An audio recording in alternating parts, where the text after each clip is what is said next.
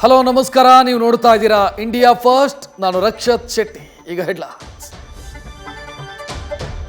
ಕರುನಾಡಲ್ಲಿ ಮತ್ತೆ ಹಿಜಾಬ್ ಹಂಗಾಮ ಮುನ್ನೆಲೆಗೆ ಬಂದಿದೆ. ನಿನ್ನೆ ಸಿಎಂ ಮಾಡಿದ್ದಂತ ಹಿಜಾಬ್ ನಿಷೇಧದ ನಿರ್ಧಾರ ವಾಪಸ್ನ ಮಾತು ರಾಜ್ಯ ರಾಜಕೀಯದಲ್ಲಿ ಕಿಚ್ಚು ಹಚ್ಚಿದೆ. ಸಿದ್ದರಾಮಯ್ಯ ನಿರ್ಧಾರಕ್ಕೆ ಕೇಸರಿ ಪಡೆ ಸಿಡಿದೆದ್ದಿದೆ. ಕಮಲ ನಾಯಕರ ಸಿಟ್ಟು ಹೆಚ್ಚಾಗ್ತಾ ಇದ್ದಂತೆ ಸಿದ್ದು ಯೂ-ಟರ್ನ್ ಹೊಡೆದಿದ್ದಾರೆ. ರಾಜ್ಯದಲ್ಲಿ ರೂಪಾಂತರಿಯ ಆತಂಕದ ಮಧ್ಯೆ ಕೊರೋನಾ ಕೇಸ್ ಮತ್ತೆ ದಾಂಗುಡಿ ಇಟ್ಟಿದೆ. ಕಳೆದ 24 ಗಂಟೆಯಲ್ಲಿ 104 ಕೇಸ್ಗಳು ಪತ್ತೆಯಾಗಿದೆ. ಹೀಗಾಗಿ ಮಕ್ಕಳು ಮತ್ತು ಗರ್ಭಿಣಿಯರು ಎಚ್ಚರದಿಂದ ಇರಬೇಕು ಅಂತ ತಜ್ಞ ವೈದ್ಯರು ಕಿವಿಮಾತು ಕೊಟ್ಟಿದ್ದಾರೆ.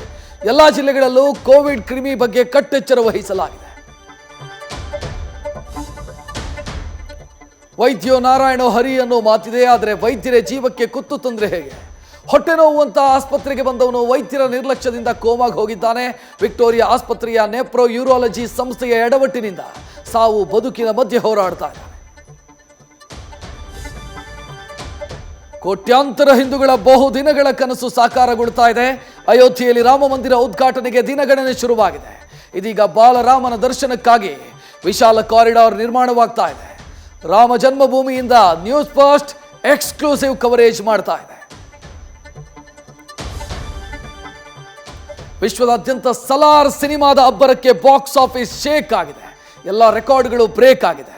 ಮೊದಲ ದಿನವೇ ನೀಲ್ ಪ್ರಭಾಸ್ 178 ಕೋಟಿ ರೂಪಾಯಿ ರಣಬೇಟೆಯಾಡಿದ್ದಾರೆ. ಬೀಟೌನ್ ಬಾದ್ಶಾ ಡಂಕಿಯನ್ನ ಹಿಂದಿಕ್ಕಿ ಡಾರ್ಲಿಂಗ್ ಸಿನಿಮಾ ಭರ್ಜರಿ ಕಮಾಲ್ ಮಾಡ್ತಾ ಇದೆ. ನ್ಯೂಸ್ ಫಸ್ಟ್ ನಿರ್ಭೀತಿಯಿಂದ ನಿಮ್ಮ ಪರವಾಗಿ.